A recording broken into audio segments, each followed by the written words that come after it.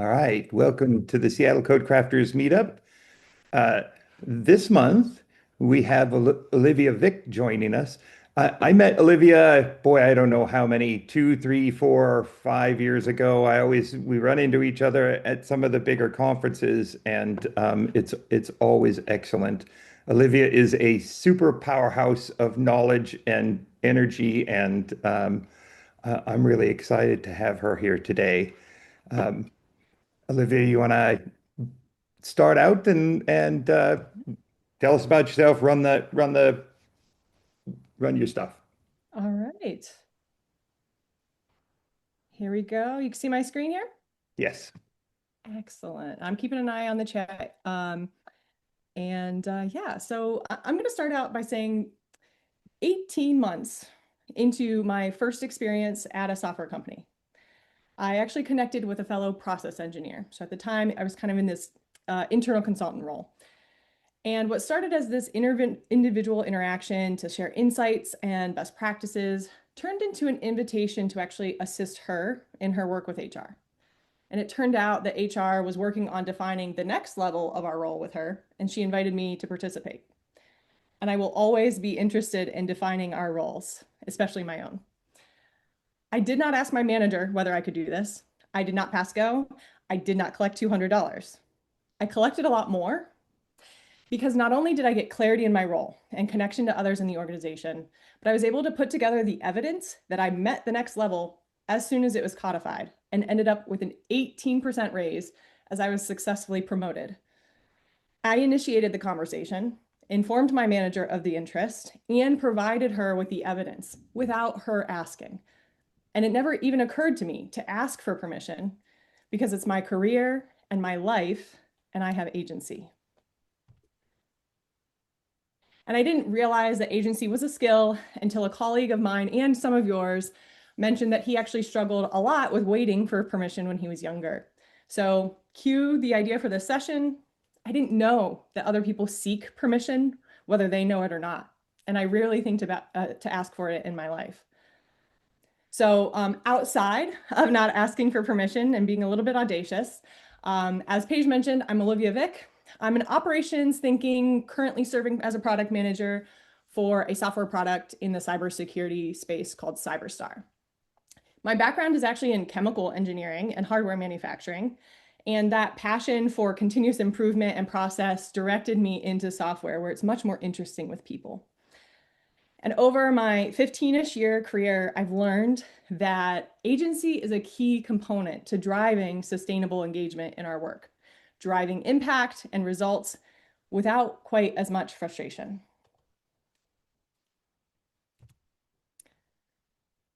My number one frustration when working for or with others is waiting. My partner's on the call and he can attest that I'm not very patient. Over and over, I've observed colleagues hesitating around taking action, despite how competent they are, with the most common barrier being some form of permission. So this is the hypothesis we're exploring today. The perceived requirement of permission in some form prevents us from doing what people actually want us to do. We want to progress in our project, in our careers, or even just take the load off of those whose permission that we're seeking. And my career has always been on the technical side. So I do actually want to highlight that I've noticed a little bit of like oxymoron dichotomy of technical folks defaulting to permission, where commercial folks, those like negotiators at heart, often to our own frustration, bend or skirt around some of those perceived rules. And I think we can actually learn from that a little bit. So that my hypothesis centers around permission being this perceived requirement. Why? The real reason we wait on permission is because we want it for the completely valid reason of protecting ourselves. Going forward without some type of external validation feels risky, and our brains obviously don't like risk. We're creatures of habit. So I'm going to explore how permission manifests. And as I walk through and describe it, I'm going to ask you to engage. You can, again, just come off mute or put it in the chat. Identify some of the flaws in seeking each type of permission, if you will.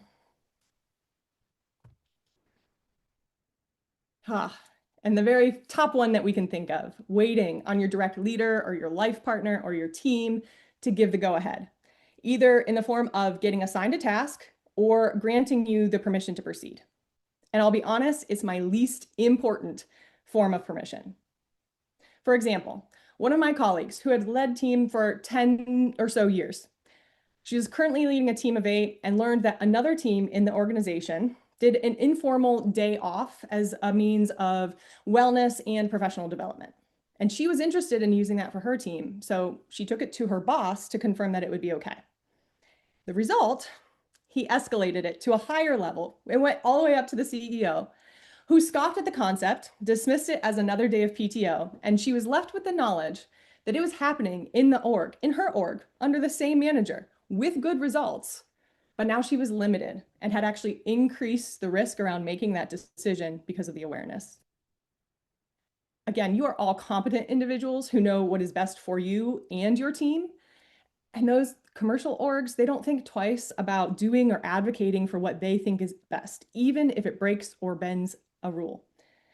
Absolutely, it is difficult to obtain, less difficult to obtain forgiveness than it is permission.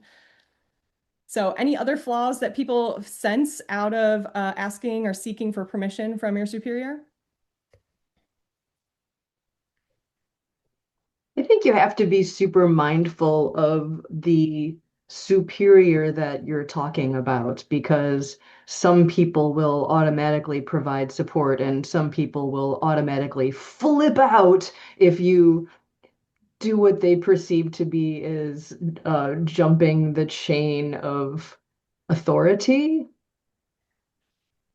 It, fair point, Julie. Absolutely. And so you're actually like feeding one of my primary steps in taking agency later. So remember that. Um, I would say too, in most of the time. So Julie is identifying sort of one of those. It's not an exception because it's somewhat common, unfortunately, that leaders look or want to give you that permission. But I would say a lot of times in the situations, we want actually your leaders want you to take action and report on it versus depending on them, becoming another dependency for them. It increases their load. They want to be able to say, hey, Olivia's doing her job, or I don't need to worry about that. Another option or kind of flaw here is often this introducing of gatekeepers actually reduces our flow. And I'll say gates are needed. I've served in safety and systems for several years in my career. Gates are needed for risk identification and remediation, but not for like sign-offs for the sake of permission. Thank you, Julie. I wonder if there's a like a communication or context aspect to it as well, where maybe your manager can see it, but his manager or her manager or whatever, as you go farther up the chain, again, it just becomes that day of PTO versus what you can see is happening in the group next to you. Yes. And I'm going to talk about that in the form of transparency versus translucency and in a little bit too. Thanks. All right. I got a couple more examples here or types of permission. The second is similar. Waiting for sponsorship is very common in change management, especially, hey, you want a leader to like give your project or your effort sort of credence or the go ahead to support it. And for me, early on in one of my experience, I experimented with a few other folks in writing blog posts as a form of communication and change management for some of the efforts that we were doing. I wrote the blogs, I promoted them internally, and they were all associated with like my team and our Confluence space. And I did a peer review, but at no point did I specifically check with a project sponsor or a manager to say like, is this okay? Because those initial posts were an experiment. I didn't need the formal permission. And what they led to was a weekly blog co-written across the team with permission and engagement and collaboration with my manager. And we got engagement from guest authors who wanted to leverage the audience. I got a ton of visibility in the organization while still being an individual contributor. And I imagine if I would have tried the permission route first up front, right? In this case, there would have been more upfront planning and unnecessary like work and worry and time put in, which is often where like this type of sponsorship and permission ends us. And I know that it's tricky to go against, again, some of that ingrained change management. Gary, yeah, change your org structure, require resources, absolutely needs sponsorship. And yeah, I'm happy, Matthew, to provide the slides as well. I'll say another flaw here. And again, it depends on the scale. A lot of taking agency is using critical thinking and understanding your context here. But I think a lot of times we overly depend on sponsorship, and that actually reinforces more power upwards in the organization when a lot of successful change happens and starts with ground roots. I also want to ask you, and the question's on the slide because it's so important. How important does something actually have to be in order to need a sponsor? Gary's provided you some answers there. And if it is that big, can you make it smaller to negate the need?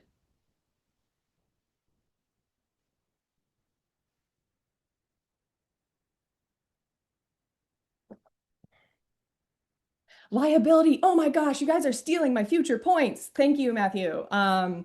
Absolutely. Potential liability is one of the key situations where permission actually is needed.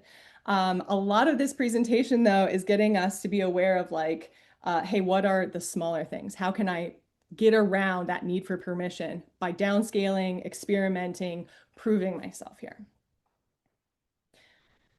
This is one of my favorite graphics from a guy named PJ Milani. He has a lot of really great illustrative visuals, but it exemplifies a more ambiguous form of permission, like waiting for like the right time, like, hey, it just doesn't feel right now. Maybe it's like your life circumstances or like until you have the capacity. Oh, I'll do it when I have time to do something. And one of the best things that we can do to enable our agency is actually to like accept this graphic. We have a limited sphere of control and influence. So we do our best, we prioritize, we use our daily to-dos, fill it in, but life is always going to win out. So in terms of waiting on capacity or some right time, I will quote a famous Jedi Master. I did not plan this in my earlier conversations, but I will quote Yoda by saying, do or do not. There is no try. Put it on your list or let it go. You will always fill your time. So examine the idea. Come to the reality of breaking it down and actually doing something about it, or let it go so that you can release some of the brain drain, some of the sustainable practices that you're looking to actually reinforce and avoid burnout, guilt even. Because I found this type of permission is often attached to like a should, right? Like I should do this differently, but a lot of times that's just us being perfectionists and we need to let it go because it'll be okay. Or I should do this before I, do ask for that promotion or ask for that raise because that's when I know I'll deserve it. All right, I'm checking the chat here. Any other flaws to waiting on sort of like right timing or like, hey, until I have the time?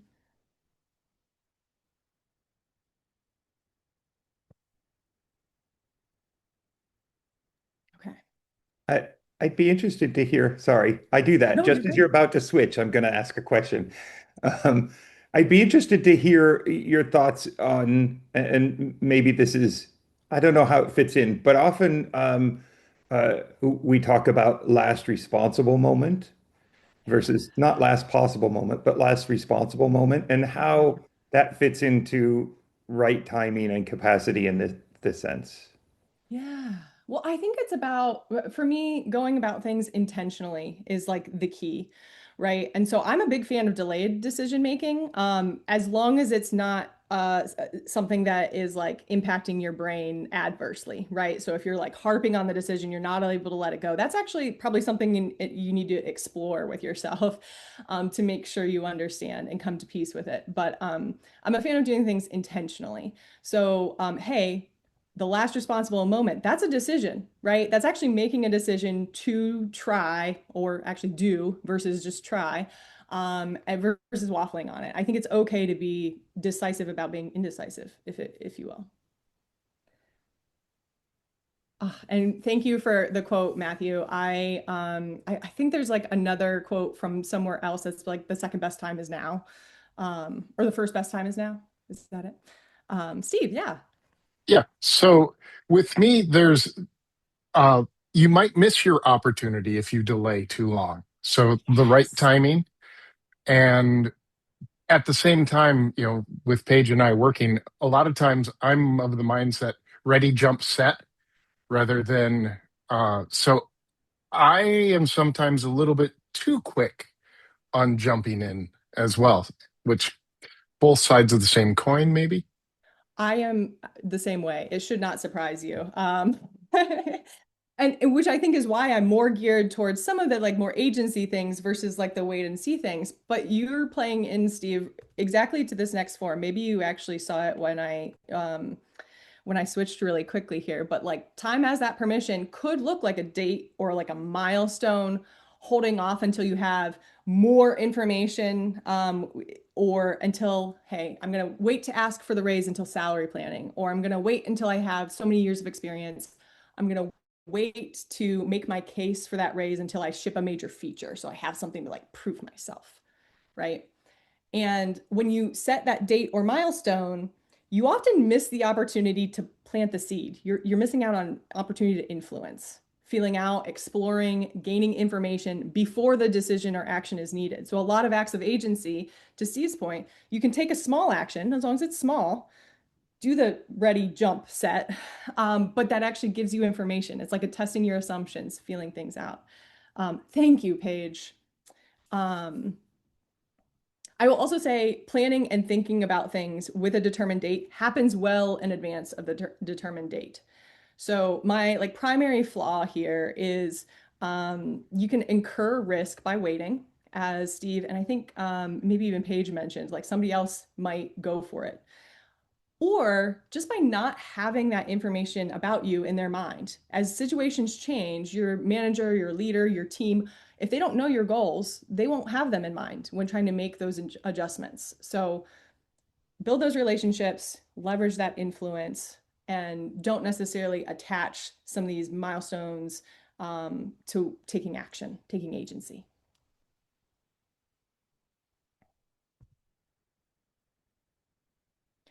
All right.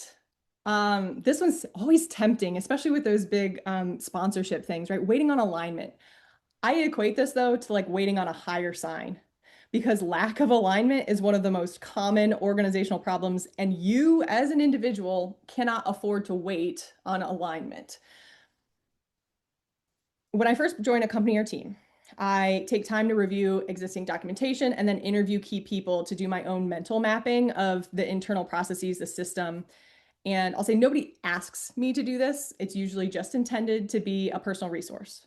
But that act of taking the step, having the artifact to represent my understanding, so the visual, leads to early trust building with my peers and with my leaders. And in one case, it actually helped demonstrate that although I was new to the organization, that I was capable of tackling an effort to restructure our software development lifecycle. It was a complex project I was extremely interested in, and so my new manager had more confidence to put me on it much earlier than she had anticipated. That simple step that I took, it's without permission, right? And that is not something that needs sponsorship. I just make my own mind map or, create my own visual. Take that time. It's led to bonuses, it's led to raises, it's led to self-fulfillment, not to mention the connections, the visibility that helped launch me into other interesting work, like the product development lifecycle right after that. Ooh, yeah, the more factors you have to wait for alignment, the less likely you will be. Yes, thank you, Steve. Absolutely. Um, and if you do not say what you want, you will not get what you want. Yeah, Alex. Oh, interesting. It dialed AJX. Tell me what AJX is, Alex. I think Oh, it's supposed to say oh, a okay. go. Okay. I'm getting it now. Thank you very much. Self-protection mechanism. Yeah. I mean, all of these forms of permission come with some attachment to protection, and that could be valid. My argument is in a lot of cases, it's not, or it doesn't have to be. Yeah. Oh, I appreciate you, Alex. Thank you. Um, yeah. Oh, I like that. Yeah, Paige, actually that my number one flaw with this one is that your action or decisions will actually more effectively demonstrate the alignment or lack thereof than you trying to muddle through with words and permission. I think it's very similar to the principles of XP programming, right? Where, hey, let's stop sitting around and talking about it and dividing and conquer. Let's all do it together so we have that shared understanding, and that drives alignment, especially if you're taking small enough steps here. Ooh, thank you, Matthew. Align is a verb and requires action.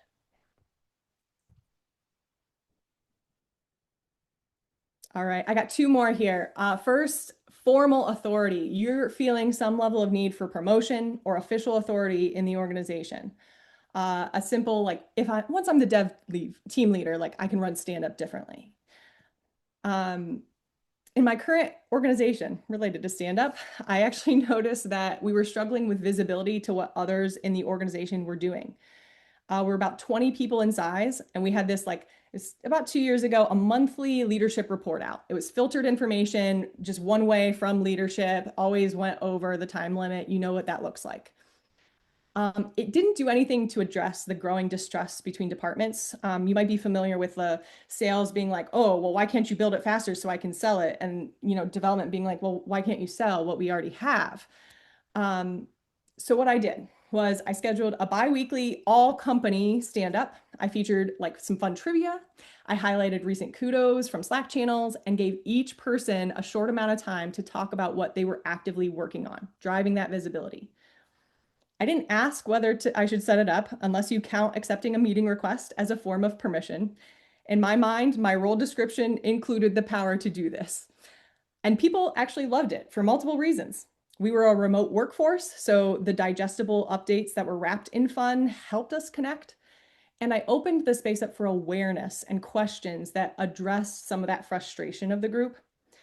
Now, this was a bi-weekly stand-up with 20 people. That's pretty heavy, but what it iterated to was ultimately a monthly Obeya style all hands meeting. It had full participation, thoughtful Q&A, and it's really succeeded in building trust between our teams. It's done wonders.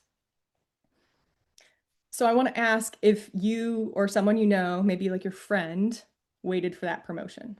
In this case, yes, Matthew, it was every 2 weeks. It was a little bit heavy-handed at first, but I digress.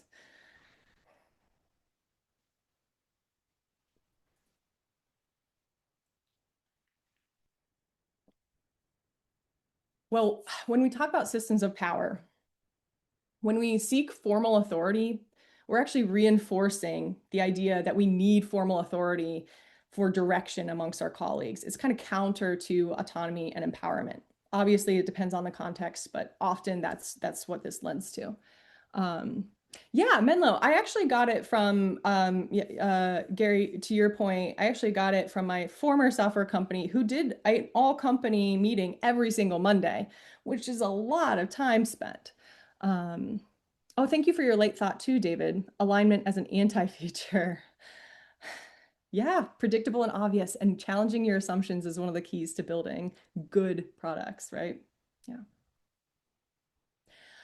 So yeah, I'll also offer, we talked about change management a little bit earlier.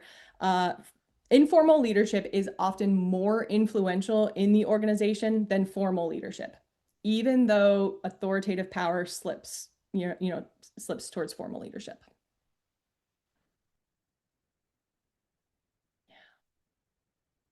All right, my last and maybe even most important, but also maybe most uncomfortable, psychological safety.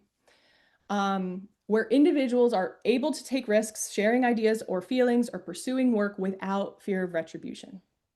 I was attending a session with Kat Sweedle, a VP of tech at a Latin America software company, and she said, if I was waiting for a psychologically safe environment to open my mouth, I'd be waiting forever. She is amazing, and I love quoting her. Sometimes foregoing permission is actually easier because you're doing a thing that needs to be done. It's right. It activates that sense of integrity, and I invite you all to follow that. For example, conforming to accessibility policies, a requirement for my product in particular, because we're in the government space. And so within 2 months of starting at my current organization, I took on the task of creating our first accessibility report. I wasn't asked. I didn't confirm that it was needed. I knew that it was needed. I took developer and QA time to help with the assessment, and I rolled out a lunch and learn. Again, not asking anybody if they wanted it. uh, to update the full org on our accessibility status. And again, it was a no-brainer ethically, but it paid off because just a few months after I assembled that first report and we made updates to get in better standing now that we had visibility, we were directly asked for it for our customers as part of their vendor process. This particular effort actually drove some alignment that was lacking. One of our leaders asked about the quote unquote real risk of not committing to accessibility. He's talking about financials. It's cringy. It's fair, I guess. And I honestly felt like I had already covered it in the lunch and learn. I had already exercised or forgone my psychological safety to some degree, right? But fortunately, I didn't have to speak up. Because I had already done it, our sales team actually answered the question. They raised their hand, came off mute, and they cited the importance of having an accessible product because without the report, their conversations with some of their prospects wouldn't even get started. It turns out that was one of the primary questions that would be asked of software while they were selling. Kat identified a flaw, you'd be waiting forever, right? And again, psychological safety isn't a goal, it is a goal to strive towards, not to wait on. And I want to emphasize that you don't necessarily have to put yourself at higher personal risk. It depends on the context. But what really struck me in the same talk was Kat urged the audience to ally with the most marginalized part of ourselves and ally with it because ultimately taking agency requires that allyship and requires advocacy for ourselves and for others. It's interesting again that sometimes that stepping up and just doing, not waiting for the psychological safety to exist, starts to promote that and bring that in. Like you were saying that you did it, and then the sales team was like, well, okay, if she could do it, we'll step up and start talking about it also. And it's that first step that's really hard at times. Yeah. Oh, absolutely. I think too, like from a development standpoint, if you think about like refactoring as a practice, we should already be doing it. We shouldn't even have to talk about it, right? We should just do it. And a lot of times, uh, there's a little bit of hesitancy when changing towards some of those better practices. Oh, we have to codify it, or we have to like make sure that the whole team is in agreement with it. Like do it, lead by that example. Yeah. Yes. Yeah. And I think especially, converting into business context is where psychological safety often comes up to, George, to your point.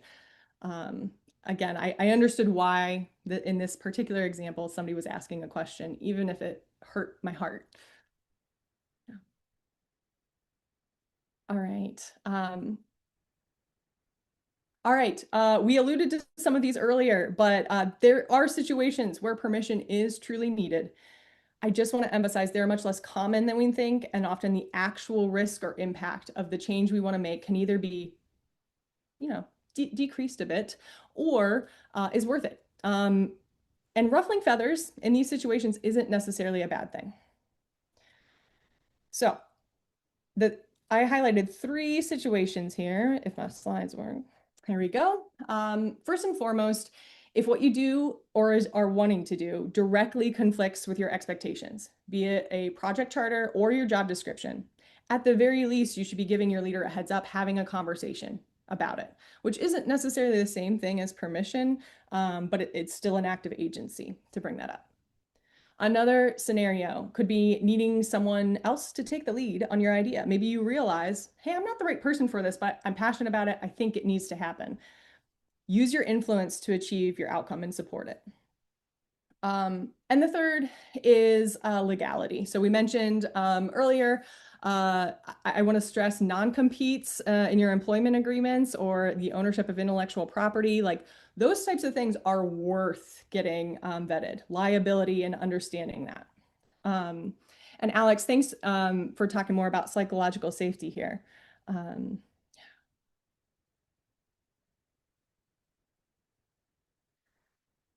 all right. So I actually do have a little bit more of a interactive component here. So if you want to either open your browser and go to the website, type in that code, or use the QR code, I'm curious, and I would love to see a poll here. Think about an example, either in your own work in the past or that you're currently facing, where you've been delayed in taking agency, waited on it or been delayed by it, maybe even thwarted entirely. And I want to know in those situations, what types of permission are you typically seeking?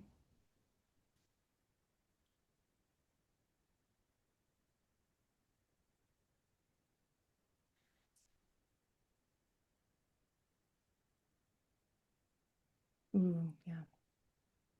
Really appreciate the chats here. The right timing or capacity. Yeah, I have it handy too. Again, one of the acts of agency, like maintain your own work. I have a personal Kanban. It's a little bit convoluted right now, but I do have like a prioritization matrix and like a doing in progress. I like kind of feel out how my done goes. I do that in my personal life. You can imagine what I do in my professional life. Um, oh, yeah. Oh, alignment. Alignment's coming up big. Awesome. Yeah, I think alignment too, because I think, especially when you think about the big picture of what you like, the ultimate outcome, you get so distracted by that that you forget that starting small will actually drive the alignment in and of itself. Yeah, Steve, or you came off mute, so I was assuming you wanted to talk. Oh, that was for the previous one around um, timing, Yeah. or not that, but life, death, extreme cost. When I was at a healthcare company, uh, there was this is more authority, but they talked about it saying the CEO coming in and saying, "I testified in front of Congress, Mm, so this will not happen again." yeah. Yeah. You're right. I'm gonna add some bullets here. So I mentioned it in legality, but maybe I should be legality and ethics. Understanding the actual impacts of your work and what you're doing. But I think it also happens in the reverse. Right? Like, so I'm in cybersecurity space. If I like make a mistake though, I'm not in the side where I'm actually exposing vulnerabilities or anything. I don't need to like have high stress in my work, or think that is more than life or death here. All right. Right timing or capacity or in alignment. Ah, I love this data. Feel free. I think the poll will stay open as I move along here. Did anybody get any like strong takeaways as they were reflecting?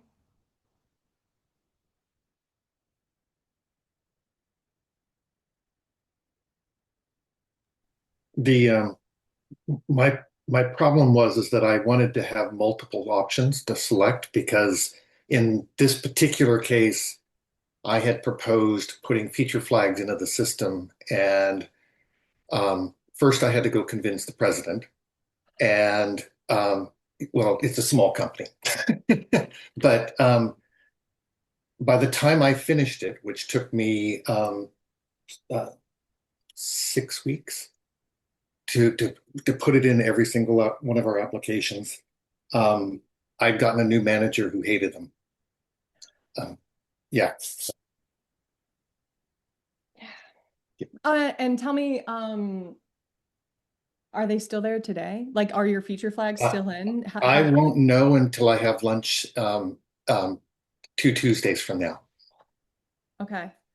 But Um, to be honest with you, I sort of hope that they've deleted them. And the reason I say that is because then I can go to the president and say, "Can I have the code?" yeah. As opposed to, I mean, if they say no, I'll just, I could, it'll take me less time to rebuild it the next time. Yeah, yeah, Yeah. that's fair. Thank you, George.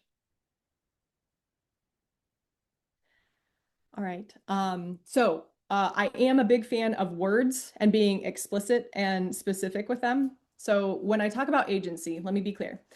I am talking about using critical thinking to assess your context and taking action in a way that actually drives your own accountability and requires advocacy for yourself and others. Often in the software industry, we talk about autonomy, and I like to differentiate it from agency because, in my mind, autonomy is about operating based on a given set of guidance or rules and making decisions or taking action within that more defined system. But we are humans and our careers are far messier, as you might have realized. So taking agency goes beyond the scope of that autonomy. Additionally, while ownership and accountability are important, know that we don't take actions independently or without impact to those around us. So your actions, your acts of agency still have impact or need others. My passion is for sustainable, fulfilling work in the context of your individual life. So in my career, I have turned down management roles to continue on as an individual contributor. I have moved to a company twice with lower salary, but higher quality of life and alignment with my needs, and said no to additional work that didn't fit my job role or the actual desired outcomes of the organization. Those are big examples, but again, it's just as important on the smaller scale because I've also every single day block focus time, not every single day focus time, but once a week at least, block focus time consistently on my calendar. I turn on captions for meetings to help with my focus and memory. I have researched and practiced saying my international colleagues' names aloud to make sure that I'm giving them recognition in a respectful way in large and small company meetings. That's all agency. Ooh, you can take agency versus having autonomy. So it's give and take. Oh, thank you, Gary. I really love that clarification. So I've covered a few experiences where my agency has increased visibility, improved my alignment, helps me do things right with integrity, increased my connections, not to mention like the solid things of making more money or getting a promotion, accelerating my work experience, and facilitating my own learning. Again, it might ruffle some feathers or feel more polarizing than we really enjoy being, but the easiest way to get feedback is to show your work and invite that feedback so that you can respond. All right, we're at 2 out of 3 polls. And this one, hopefully, George, you'll appreciate a little bit more open-ended. You might be like, oh no, I wanted the in-between, select multiple, but I don't have to make my own words. But I want you to think about that situation, maybe in the past or maybe your current situation, and think about the gains that you have. What do you have to gain in your own words by taking agency?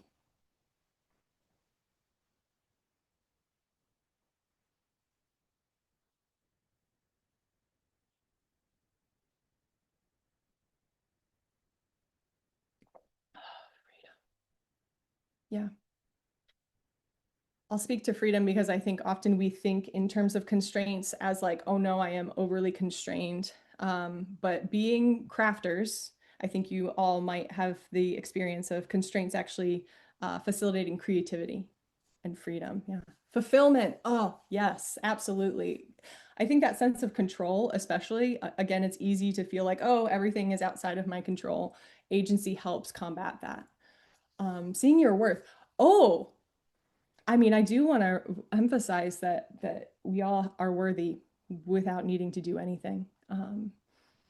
But I appreciate your worth in the organization or in your work too. Recognition and growth, trust, absolutely. Achieving your goals, yeah. I think the primary immediate benefit of agency is moving towards your goals, getting that progress. A poor accessibility feature. So I'm sorry, I can barely read it. Am I doing it the way you want to? And you can shape your own role to match your strengths. Yep. Tacos. I would like to know more about that. So make sure you connect with me on LinkedIn and we'll share our experience. I'm having sweet potato and black bean tacos tomorrow. So creating more safety. I love that.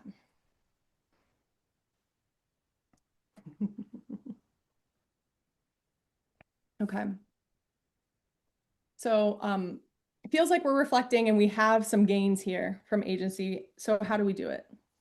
I know that a good model is just 3 steps, so I'm going to cheat and give you some prerequisites to get around that. I'll also note again that I've spent a majority of the time exploring types of permission in this talk, so like 45 minutes-ish. Because often the trick for our brains is actually just awareness of it. So as soon as we recognize something, we can actually kind of self-correct and have that capacity for change. But nonetheless, please enjoy these prerequisites. First and foremost, building relationships and trust in your organization. It requires demonstrating competence, sharing your successes and your failures, supporting experimentation, responding to feedback, and empowering others. So we've talked a little bit, but like doing the things that you want to see in your organization. If you're not meeting the core responsibilities for your role, you need to focus there first. That's your first act of agency, especially if you disagree with those responsibilities. Present that case to your manager. And finally, again, operating within constraints. I noted IP ownership, non-compete. We've talked about liability. We've talked about ethical impacts of our work, life, death scenarios, especially depending on what industry you're in. So once you have all of these, or you set yourself up for those, I imagine a group that is willing to log in on a Thursday morning to connect with others, probably has build relationships, check marked. So step 1, thinking critically and objectively. Critical thinking is our most powerful manifestation of agency. Analyzing the risks and rewards and thinking about the impacts of our agency before taking action is important and will also help us clearly identify when permission is needed, like examining liability. And I'll caution that it also requires us, Steve mentioned finding a partner. Yeah, curate different perspectives in order to analyze the situation, especially in today's environment where our applications, our interactions depend on algorithms that are intentionally feeding us what we want. Critical thinking is more necessary and can be more difficult. So partnership, yes. The second part of this, thinking objectively, is also of equal importance. Often, especially as crafters, we get attached to our ideas. We love them. We get attached to our mental models and our opinions in a way that actually invites stress and prevents us from actually achieving our intended outcomes. Partnership is one of the primary ways to combat this. So exercising those skills to untether from your own thoughts helps you amplify your work and your life. And I'm so passionate about it. I've given a full 90-minute talk just about this untethering from ourselves. Education has failed in a very serious way to convey the most important lesson in science, skepticism. Yes, thank you. I know you guys are great at critical thinking, but also, yeah, it's also a pattern. And it's okay to save, yep, change your idea. Thank you. All right, so we've thought critically and objectively. Don't ask, tell. Have a clear rationale, which you've already have because you took step 1 to critically think, to support your actions at the ready to inform others versus asking for something from them. You can do it in a way that invites feedback when it makes sense too. You can do it in a way that's collaborative. Much like anything, how you do it is just as important as what you're doing. And communicating effectively. And I mentioned this earlier, I'm introducing the differentiation of translucency versus transparency. Actually, I learned this from Toby, for those of you who know them. Translucent communication gives only the information that is necessary, especially in power structures, translucent up. In other words, if you're speaking at someone or to someone 2 or more levels higher than you, often they don't need to know the details of the experiment you're running or around the way you work. They might need to know like the benefit or the value that you're driving or something, or maybe if there is a problem, you can expose it in a way that doesn't invite them digging too deep. At the same time, you're not withholding information from people who are impacted or should be informed. That's transparent communication. It's usually at your own level or downwards. one of my examples is if you've ever been through an audit, for either like software security or anything like that, you want to do due diligence, right? You want to give them enough information so that they're able to do their job well. But if you give them too much information, they will dig in deep and get sidetracked in a way that is counter to the point of the audit, as well as to, the use of everybody's time. Answer first to get the right, to get the right to ask or the conclusion. Thanks, Gary.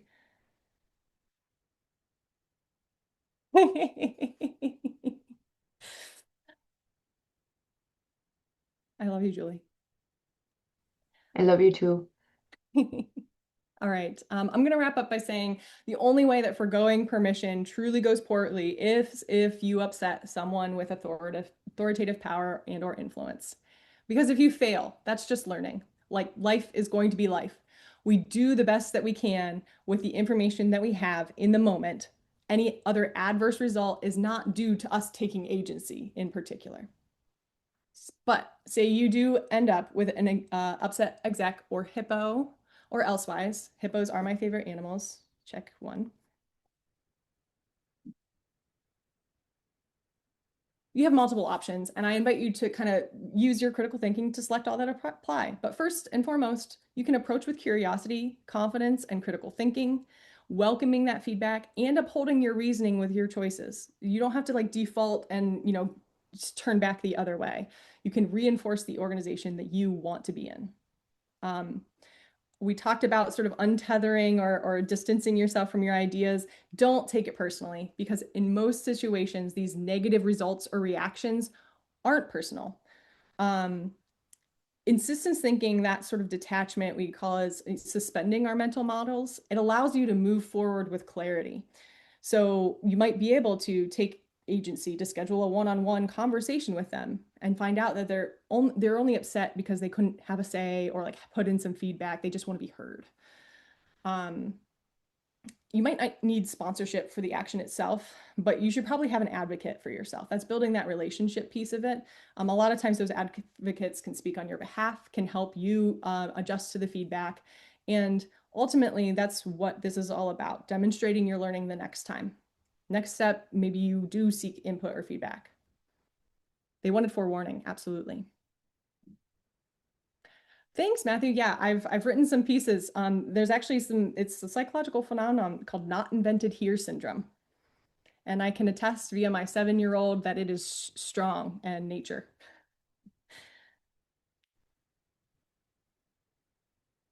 All right. What does that mean, Olivia? The not invented here syndrome is very interesting. Yeah. So our brains naturally, anything that like an idea that is outside of our brain, we are naturally like, oh, this isn't my idea, and so I don't like it. Mm.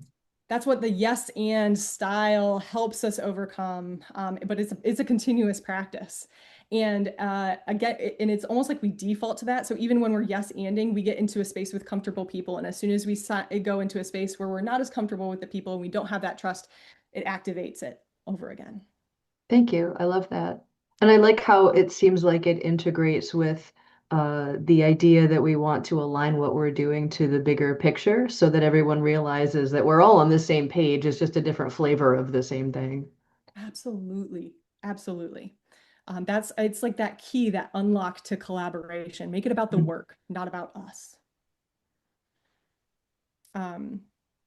I do really appreciate, I've spoken on, hey, responding to feedback. So I do appreciate your feedback on the sessions thus far. Your responses are anonymous. They won't actually show up here live on this page.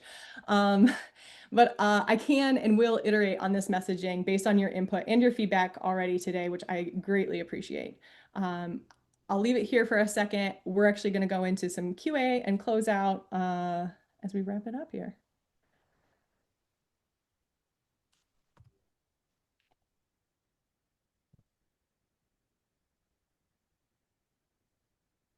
All right. Any questions, any insights that like have popped up for you as you go along? And if you have any relevant current, past, or current experiences to share, I'd love to hear it. Um, I'm curious, Olivia, how do you approach a situation where You want to take some action, but you think it might be controversial. Uh, well, what define controversial? I think that's the first step. Okay. If you do have context or you would like to give an example of controversial, I'm open to that, or I can go off without it. Um, I don't have a specific scenario in mind. Yeah, yeah. Well, I like where I would go or how I would approach it is thinking about the power structure. So if it's controversial in a way that makes like your team like would isolate teammates in a way that is harmful, right? Like that's a controversial that I would probably avoid or maybe go with a more collaborative type of action. But if it's something where, maybe it is that hippo or it is somebody who's like really detrimental to the organization. And so like you're protecting people, right? Like it's putting yourself at risk. That's that psychologically safe piece of it, but it might be worth it. For example, I was once, my original company was GE actually. And my particular business got acquired by private equity. And in that process, if any of you have experienced it, a lot of times they slough off leadership roles, right? And then they stick in their own leaders. And I went from a company whose goal was 50% female male ratios, right, to zero women in leadership. And at the time, nobody asked me to do this. Again, I had a good relationship with my chief technology officer. And so we already had sort of like this culture group where we were trying to figure out, hey, how do we help support our group? And in that meeting, I pointed it out. I said, hey, one of the things that's bothering not just me, but everybody else is there are no women in leadership. Um, they've all been removed. And the response was not satisfactory. And I think it's part of the position. It was a reinforcement of glass ceiling type concepts. But it was worth the controversy in that mind because it's driving awareness, even if it's not specifically pushing for a specific change, if that makes sense. Mhm. Yeah. So it's like articulating to like extrapolate, it's like articulating the need for something. Yeah, absolutely. Yep. So sometimes that act of agency is driving the awareness itself. Mhm. Thanks. Yeah. Thanks, David. Great question. Any other insights or experiences as we're wrapping up? So for me, I I don't think I've ever been very standoffish with certain things, but at least in my professional career, a lot of my agency and why I'm so action oriented is if I don't create it, no one else is. And back to you can change your job or you can change your job because I want to stay at a company for a certain reason. So therefore, I need to be the agent of change. And I have to find a way for myself to make that change. That's uncomfortable for a lot of people, and I know that. Um, but to me, that's the only way I've been able to create XP environments at companies.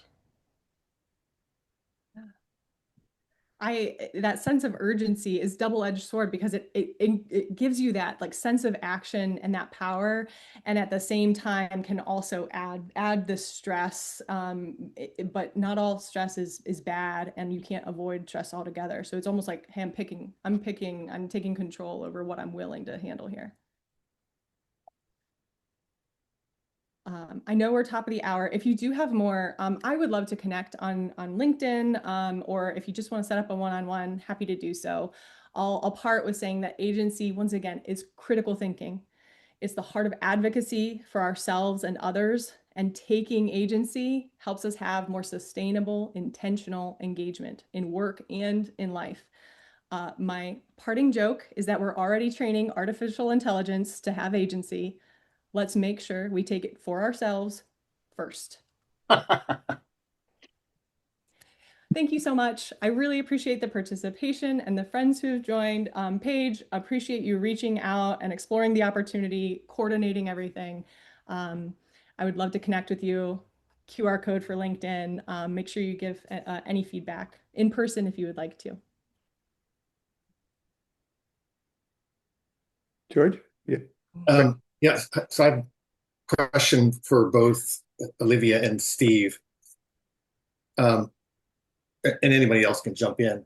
Um, the company I recently left basically had a situation where one of the members on the team was mission critical. He was literally the only one that knew a bunch of the code base, and he was absolutely anti-pairing. Hmm. And while I would pair with the other two, and I could do tiny, tiny little pairing with him from the perspective of learning, you know, basically speeding up his pull requests. But it was like it just felt like this was this rock in the river that just it wasn't going away. And anyways, I mean, and it seemed like upper management didn't see the problem with a mission critical situation. And of course, to me, it made it even worse that he wasn't even healthy, right? So I mean literally not physically healthy. Hmm. So, and it was like, why is upper management okay with this potential liability?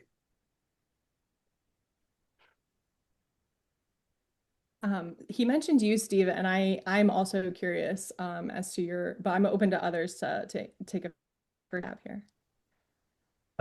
If someone mentioned Joy Incorporated, basically Rich Sheridan, and he in his book he basically says why this should be prevented organizationally because you have those silo building there.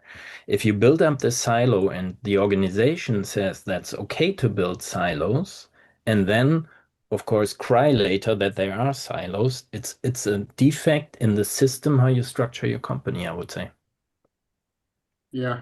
So silos like that happen, and they happen for all sorts of different reasons. Some of it's intentional, some of it's not intentional. What I would fall back on in a situation like that, and what I've done, this doesn't necessarily come in full with Olivia talking about agency.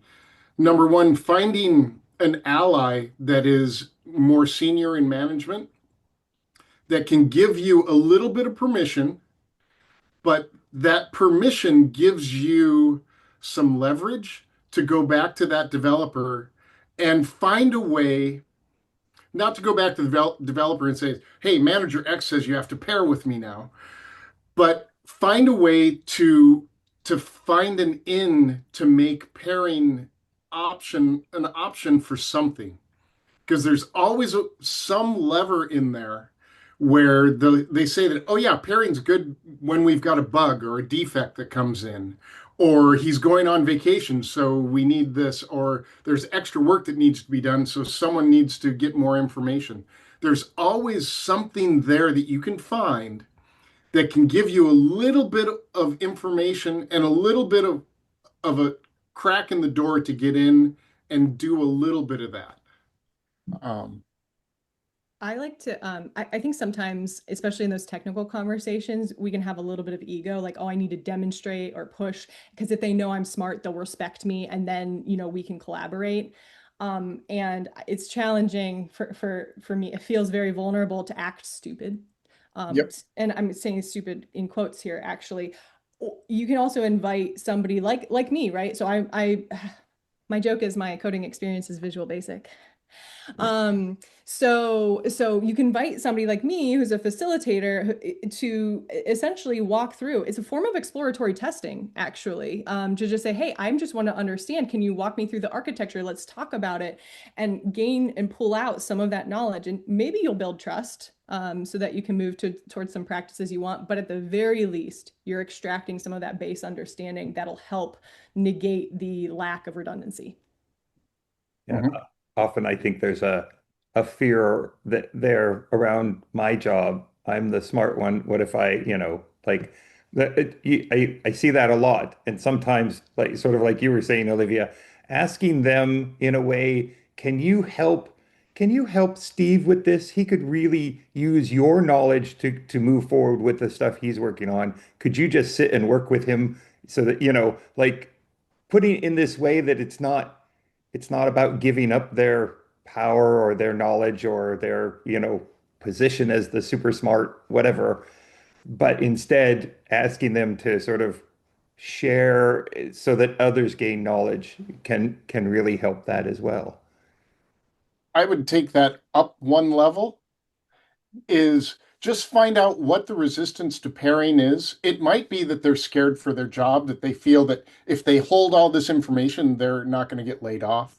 Mhm. Maybe it's a power trip for them, that they feel that, someone else is going to go in and wreck all the code that I've done. Maybe they're embarrassed because their code is a pile of mud.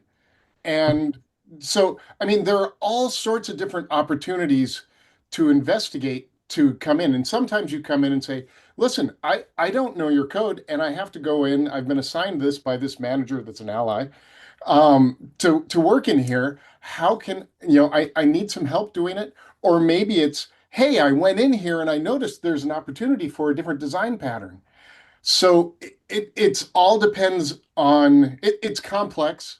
You're dealing with egos, and my best thing is to ask questions. Thank you.